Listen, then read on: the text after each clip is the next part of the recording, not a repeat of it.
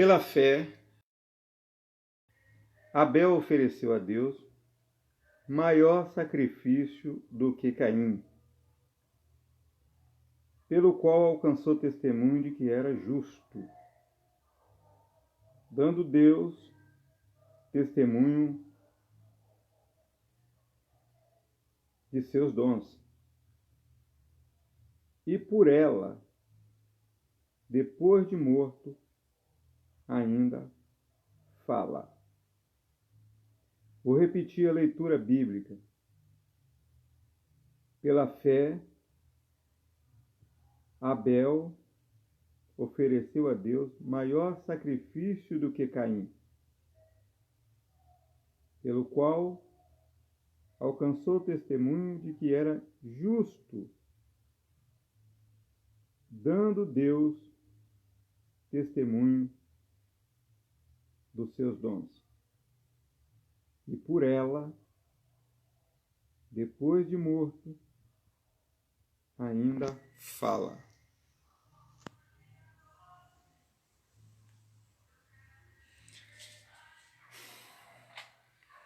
Bom domingo para todos.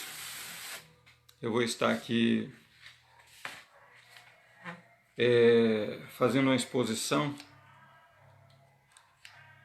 na minha Bíblia aqui, letra bem grande, para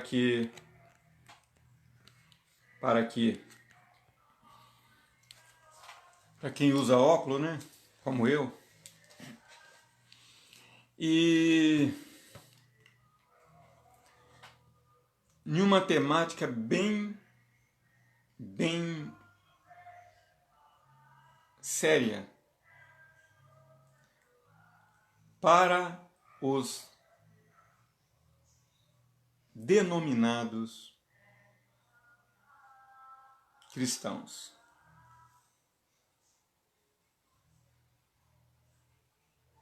E também para aqueles que ainda não são cristãos, mas pretendem ser. Hoje nós vamos entrar na questão da mágoa. E nós vamos voltar lá no Velho Testamento, no livro de Gênesis, capítulo 4, onde Deus planta o homem no jardim do Éden e o homem é expulso do jardim do Éden após pecarem Adão e Eva. É o que nós chamamos houve o período, a dispensação da inocência, e agora o homem vem para a dispensação da consciência, quando ele tem consciência das coisas que ele faz. Antes ele não tinha. É como uma criança que pequenininha chama o papai de papi e a mamãe de mami, a mamã. Mas com o tempo ela vai crescendo e vai descobrindo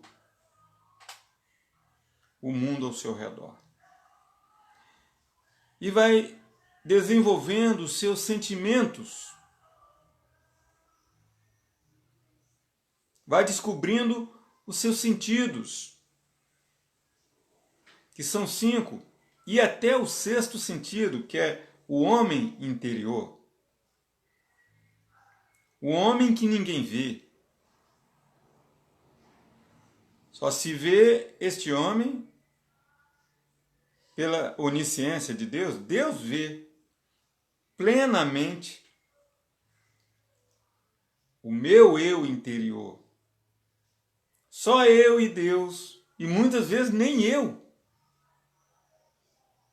Quando estou cego, consigo enxergar nem a mim mesmo.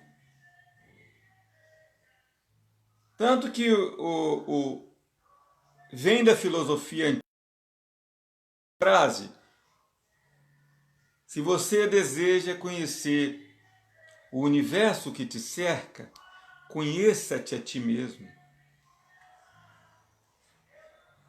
E aí na história bíblica, Adão e Eva, criados perfeitos, tudo era perfeito, tudo era paz, tudo era alegria naquele jardim. Até que ali aparece alguém estranho. Entra alguém que, primeira coisa que ele tenta fazer, tirar a comunhão do homem com Deus através de uma proposta indecente. Uma proposta gananciosa. Ó, se você desobedecer, você será semelhante a Deus. Você será Deus. Não é só na imagem e semelhança, não. Você será realmente Deus. Conhecendo o bem e o mal, podendo se transportar lá para o bem e podendo se transportar para o mal e fazer o bem e o mal a hora que você quiser. Você vai ser semelhante a Deus. Podendo fazer com que as tempestades elas aconteçam, também podendo fazer que haja uma bonança, podendo fazer que haja maremotos, também fazer que o mar fique calmo.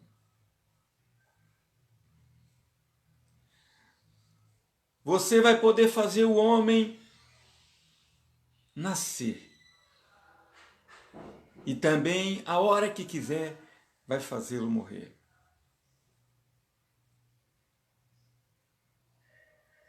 Você vai andar, voar, sentado nas asas dos querubins.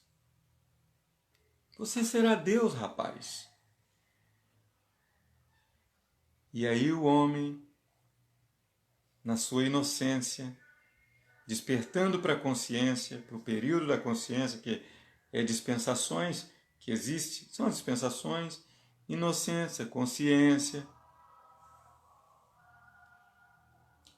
período patriarcal,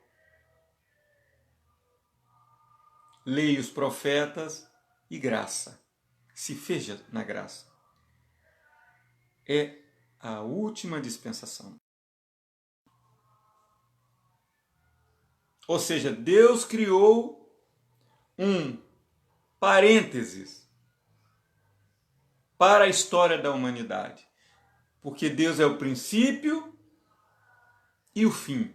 Ele estava lá no início, antes do parênteses, e ele cria o homem, coloca no parênteses, estabelece uma linha da vida do homem, do início até o fim,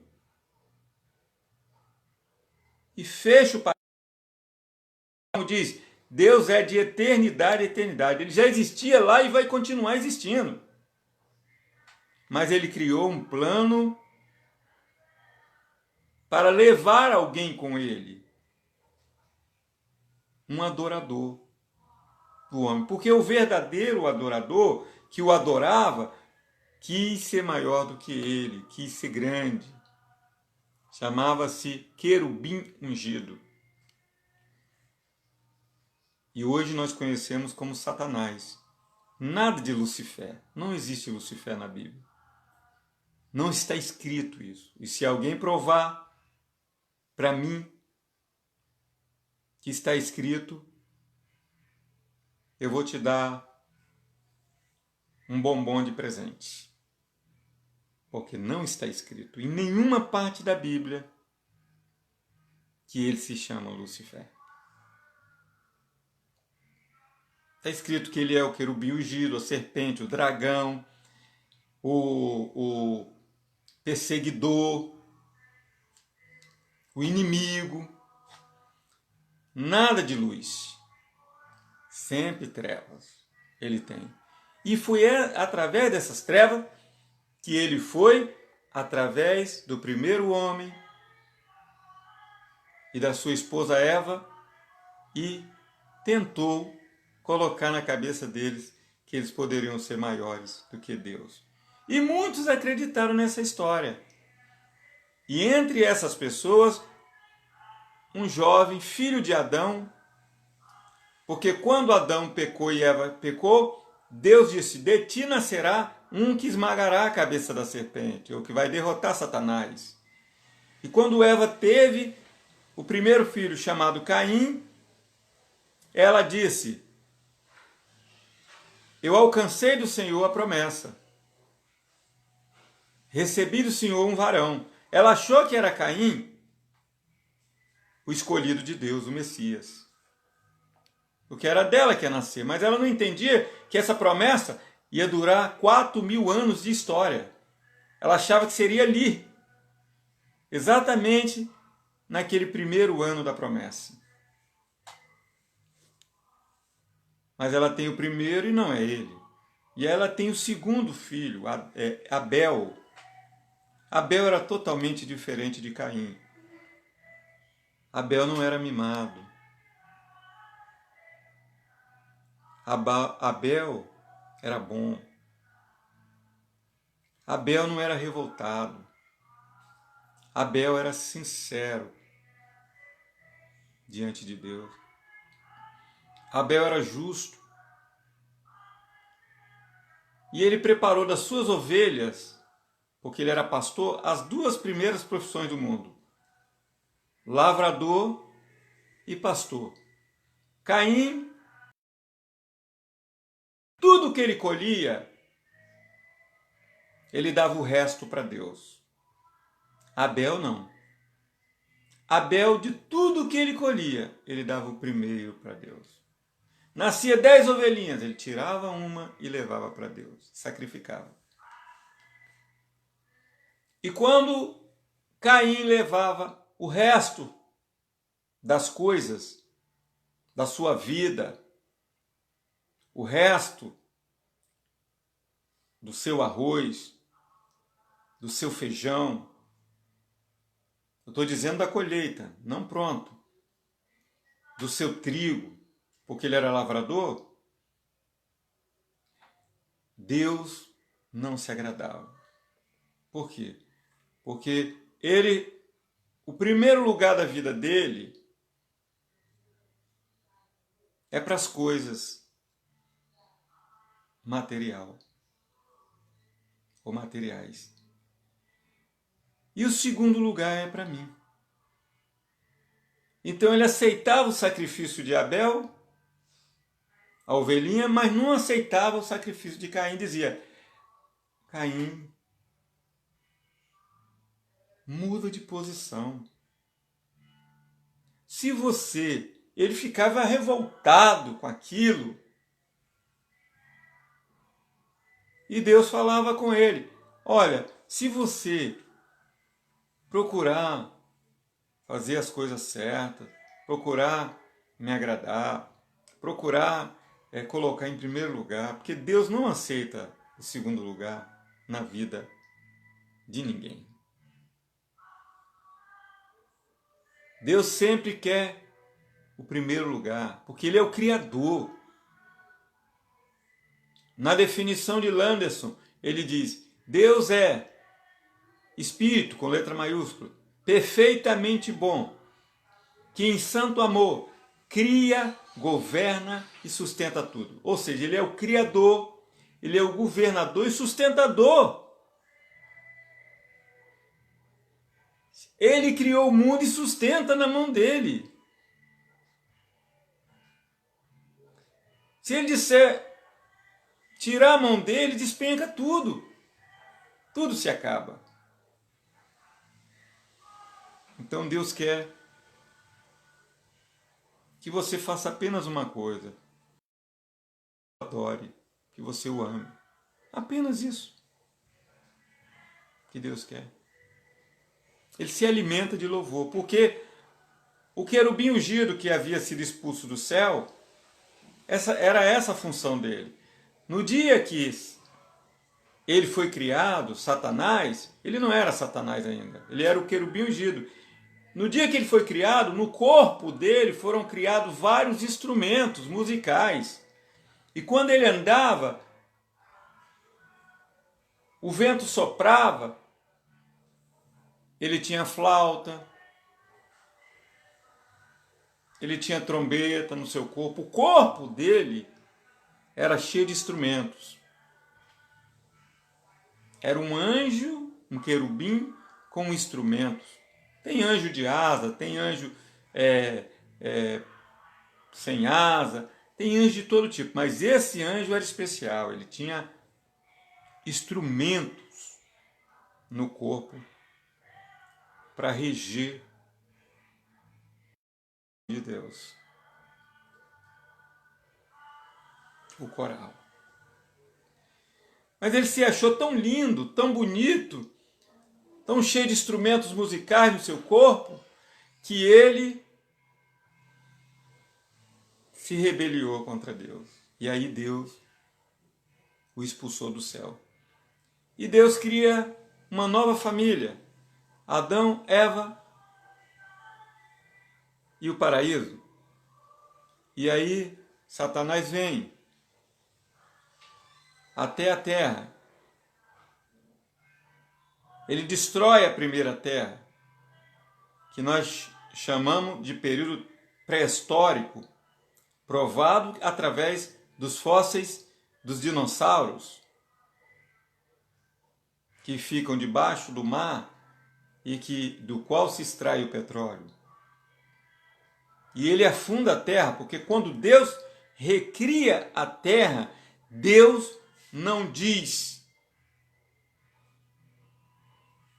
Ele diz, haja isso, haja luz, haja aquilo. Ele vai dizendo, ele vai com a palavra dizendo. Mas com a terra não, ele diz, apareça a porção seca chamada a terra. Ou seja, Satanás, ele era tão mau que ele afundou a terra, que antes era sem forma e vazia. Mas ele veio, destruiu, criou crateras, criou escuridão e ele afundou a terra no mar. Sendo que nós temos 70% de água. E aí Deus manda ela aparecer de novo, sair das águas e cria o casal, mas eles são seduzidos. São seduzidos e desobedecem. Aí Deus expulsa eles do paraíso. E aí nasce o primeiro filho, que Eva pensa que é o filho da promessa, e diz, recebi do Senhor um varão, Caim, é o nome de Caim. E aí vem Abel, que é o nome que tem o prefixo El, que aí realmente era de Deus. Era um menino abençoado. Mas como no mundo de hoje, Abel tinha uma bênção especial. E Deus gostava daquilo. E aí Caim, cheio de mágoa, ele vai lá e mata o próprio irmão.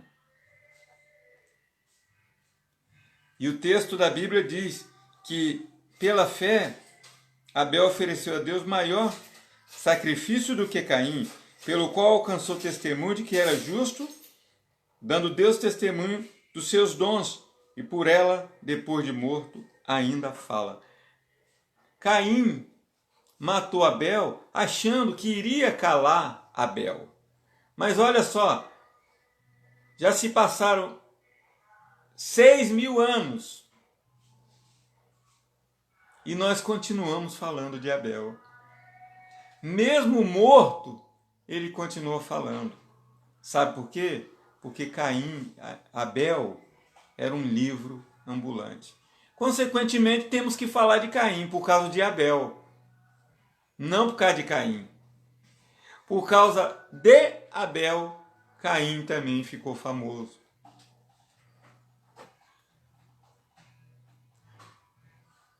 Porque toda vez que falarmos de Abel, vamos ter que falar de Caim, que fez a maldade. Só que Abel, ele teve uma recompensa. Porque quando a pessoa está magoado, ele não percebe. De uma frase de um filósofo que diz o seguinte, que quando a pessoa está ressentido, magoado, na verdade magoado, ele não percebe que quando uma porta se fecha, outra se abre, mas ele está tão cego pelo ressentimento, pela mágoa, que ele não observa que a outra porta se abriu. Quando uma se fecha, a outra se abre. Mas ele está tão cego, preocupado com a que se fechou, que ele não percebe que a outra se abriu. É sempre assim. Quando uma se fecha, outra se abre. Quando uma se fechou para Abel aqui, outra se abriu no céu para ele.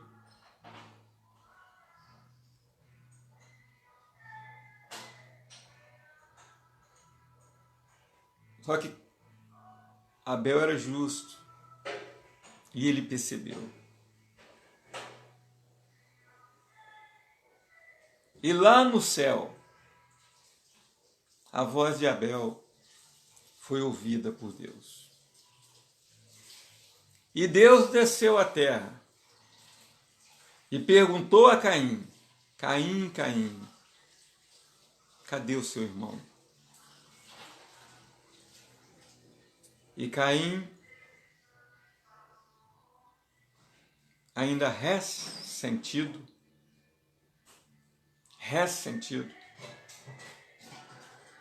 ele diz: eu não sou vigia do meu irmão. Eu não tenho nada a ver com meu irmão. Ele disse: olha, se ele morreu ou não morreu, o problema é dele. Mas foi ele que fez a maldade. Porque ele estava magoado. Mas não era uma mágoa comum. Porque a mágoa comum, a tradução de mágoa, é má água. Ou seja, a mente da pessoa é como se fosse uma lagoa ou um mar poluído, que gera uma má água. Uma água suja, contaminada dentro da sua cabeça. O doutor Primo conhece bem isso aí, na área da psicanálise. Porque ele é funcionário público, mas ele é também psicanalista. E já postou isso aí. A mágoa, a má água. Célio Lopes, Neguinho Silva, André Teixeira. A mágoa é a má água, como eu disse. Em vez de ter uma água limpa na cabeça da pessoa, tem uma água suja. Então ele começa a pensar mal. Mas o filósofo Nietzsche, do século XIX, ele vai mais além, ele diz que é um ressentimento. É carregar todo um sentimento para trás, é dar ré mesmo. Você lembra quando você pega o seu carro, você está indo em disparada e de repente você dá uma parada, uma freada e faz com que todo aquele peso do seu carro engata uma ré e volta para trás, o ressentimento absoluto é a arma dos fracos, é a arma dos perdedores. Ele guarda aquilo no coração. Guarda no coração e ele vai dando ré, vai dando ré, vai dando ré, vai dando ré, vai dando ré, levando todo aquele peso para trás. Levando um carro pesado de sentimento apenas com uma marcha.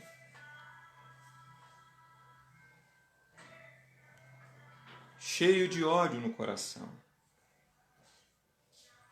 Esse é o ressentimento absoluto. Ele é a arma dos fracos e dos perdedores quando ele tenta fazer alguém que, segundo Nietzsche, ele tenta fazer com que alguém venha se sentir culpado. Ele mata o outro, mas antes de matar, ele vai dizer o seguinte: ele vai tentar fazer a pessoa confessar que merece morrer. Antes de na pessoa, ele vai tentar fazer a pessoa confessar que merece apanhar.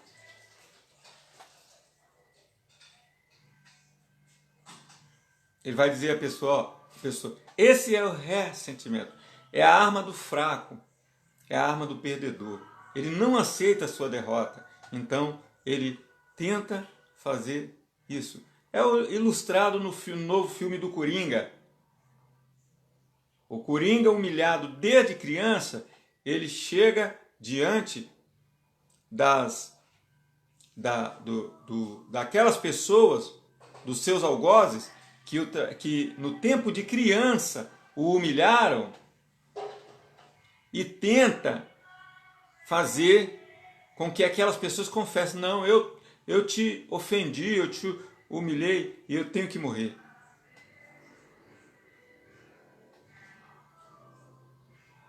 E aí ele vai até um espetáculo onde tem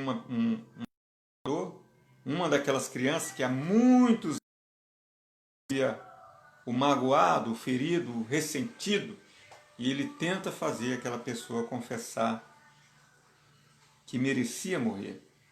Mas a pessoa diz: não, negativo, eu era uma criança. Eu não posso ser punido por isso. Eu não sabia o que estava fazendo. E a prova desta teoria de Nietzsche é que Cristo Jesus nos deu um grande exemplo, depois seguido por Estevão. Quando ele estava na cruz, pregado na cruz, olha que ele está pregado na cruz, mas ele não tinha o ressentimento absoluto. Tanto que ele olhou para o céu e disse: Pai, perdoa-lhes, porque eles não sabem o que fazem. Ué, mas como que eles não sabiam? Eles levaram Jesus, eles espancaram Jesus, eles bateram em Jesus, levaram até Pôncio Pilato, trocaram Jesus por Barrabás e fizeram de Jesus escárnio. Derramaram o seu sangue, pregaram ele na cruz. Mas eles, o homem que não estuda, o homem que não procura se examinar, ele não sabe o que ele está fazendo. Tanto que Judas, depois que vendeu Jesus por 30 moedas de prata, ele foi lá e pulou de uma árvore.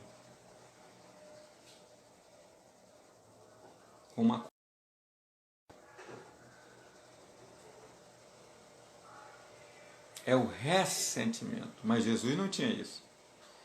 Pai, perdoa-lhes. Olha o exemplo. Porque não sabem o que fazem. E lá na frente, Estevão, o primeiro mártir, quando ele é apedrejado pelos seus algozes, porque ele pregou a palavra de Deus para eles. E a Bíblia diz que quando eles olhavam para Estevão, que era o diácono, eles disseram, eles viam o rosto dele como de um anjo. O rosto dele brilhava quando ele transmitia as escrituras para eles.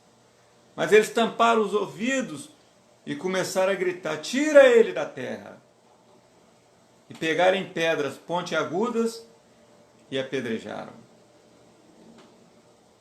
Um homem santo. Então, quando se apedreja alguém, é por causa do ressentimento. Toda uma carga negativa de sentimento volta-se atrás. É o ressentimento absoluto. Ah, mas eu puni porque ele tinha que ser punido pelo mal que ele fez. Só que, nesse caso, nem Jesus, e nem Estevão, e nem Paulo, e nem Pedro, e nem João, e nem São Jerônimo,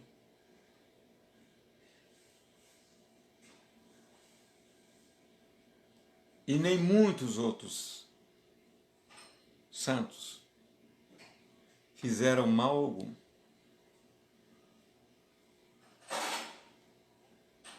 Simplesmente eles tentaram ensinar as pessoas a amarem o seu próximo e a fazerem o bem.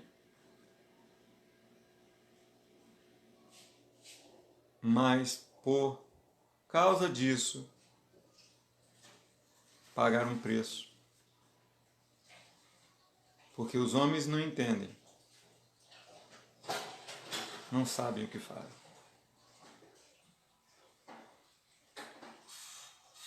Mas no caso de Caim, Deus o alertou. Diz: Caim, se você for lá e fizer o bem, esse ressentimento que está surgindo no seu coração começou com uma pequena raiz de amargura, mas ela está crescendo, crescendo, crescendo, e você vai fazer uma coisa errada. Aí Deus o avisou, mas eles não ouviram. Mas ele não ouviu Deus. E ainda respondeu Deus malcriadamente.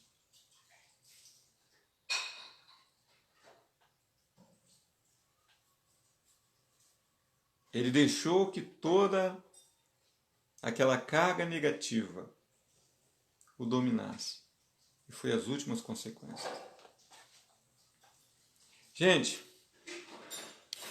quero falar aqui algo particular. Eu, quando terminei o meu tratamento de câncer, eu ainda estou em observação, eu comecei a sentir muitas dores no corpo. E fui ao médico. E uma médica, ela disse: não vou passar nenhum remédio para dor, você vai ter que se exercitar. E perto da minha casa tinha uma academia de jiu-jitsu.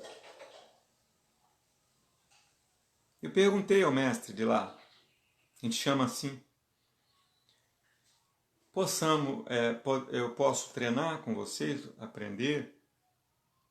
Sim. E nós fazíamos os exercícios, o aquecimento, e depois íamos lutar. Mas a cada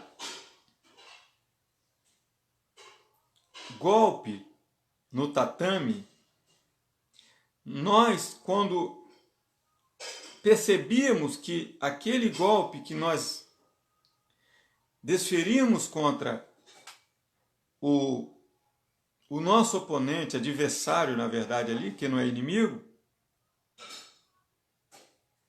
é apenas um treinamento de defesa pessoal, nós pedíamos desculpa. Desculpa, meu querido. Desculpa se eu peguei muito pesado, principalmente os faixas brancas, porque eles vão com tanta vontade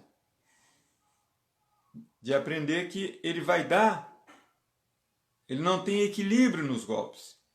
Então ele acaba machucando o outro.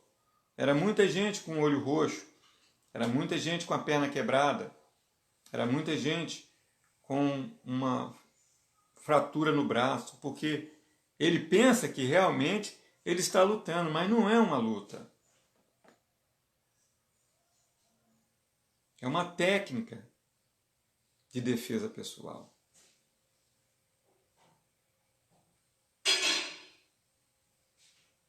Para pessoas que gostam de lutar. Eu não gosto muito de ver, apesar de praticar, eu não gosto muito de assistir luta de UFC. Mas um dia eu vi a luta de Anderson Silva e um americano. Anderson Silva lutou com um homem que era treinado em lutas olímpicas. Além de artes marciais, ele também treinava lutas olímpicas.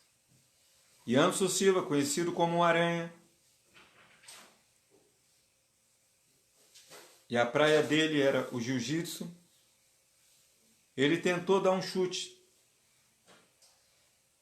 na perna do lutador americano. Mas ele, num ato de defesa e de instinto, ele levanta o joelho. E quando Anderson Silva chuta, em vez de chutar a perna, chuta o joelho. A perna de Anderson Silva quebrou. Anderson Silva caiu no chão. E ele foi para nocautear o Anderson Silva.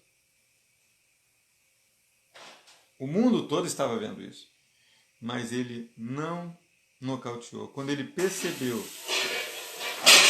que o seu oponente, seu adversário na luta, naquele momento, e gemendo de dor, o que ele fez? Ele chamou o seu próprio médico e disse: socorre ele aqui agora. Olha como há uma disciplina nos grandes lutadores. Grande lutador não pode ser indisciplinado e pensar na maldade. Querer fazer maldade com as pessoas, não. Ele tem que ser misericordioso e entender que na vida nós somos adversários de ideias. Lembra que o objetivo de Abel era apenas agradar. Mas o ressentimento de Caim era diferente, era absoluto. É aquela maldade, toda a maldade que existe no universo. Vem e faz com que a pessoa faça coisas ruins. Ele esquece todos os sentimentos e tira a vida do próprio irmão. Mas quando como uma porta se fecha, outra se abre, Abel acordou em outro mundo. E naquele mundo, ele falou com Deus: o meu irmão tirou a minha vida terrena. E aí Deus desceu e falou com ele: olha, Caim, porque você fez isso, você vai ficar marcado. E ficou. E essa marca ficou. Caim foi o pai dos assassinos. O primeiro assassino da terra. No sentido físico. Porque espiritual, o primeiro assassino é Satanás.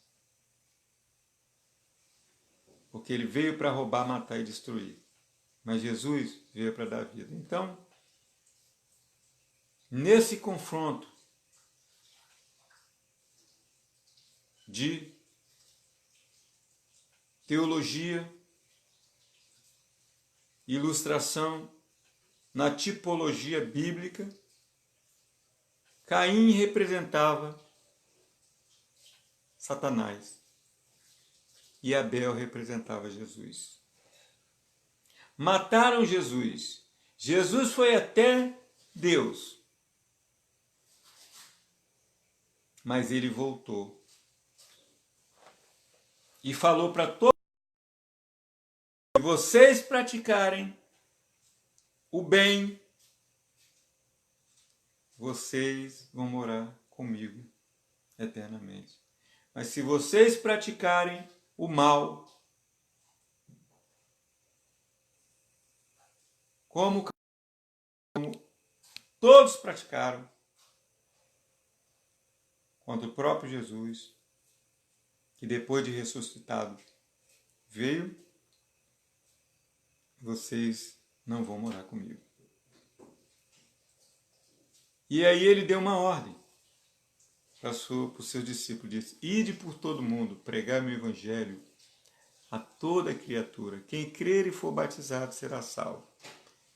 Quem não crer será condenado. E esses sinais seguirão aqueles que crerem. Em meu nome os demônios, falarão novas línguas, pegarão em serpentes.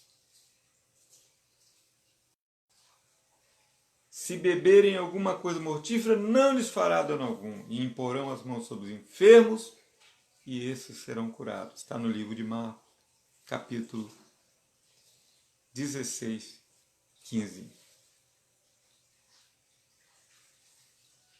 E aí começa uma nova jornada para tentar resgatar o homem para o amor absoluto, o amor ágape, o amor de Deus, o amor que não mata, mas o amor que dá vida. Deus abençoe você, sua família, e que você, ao ir à igreja, adore ao Senhor. Se você não for, adore ao Senhor com a panela. Pega uma panelinha, bate, um violão, toca uma flautinha, porque a igreja é você. A igreja não é o local onde você vai. Deus só está lá porque você foi lá. O verdadeiro templo é você. Você é o templo do Espírito Santo. E se você dobrar os seus joelhos e pensar em Jesus, ou você e sua família, ou você sozinho, Jesus disse: onde estiverem alguém que crê em mim, eu estou no meio de vós. Ele não disse eu estarei no presente, no futuro do subjuntivo. Né? Ele disse no presente do indicativo. Eu estou no meio de vós. A partir do momento que nós começamos a falar dele e cremos nele, ele está no nosso meio. Que Deus te abençoe. Eu volto, se Deus permitir.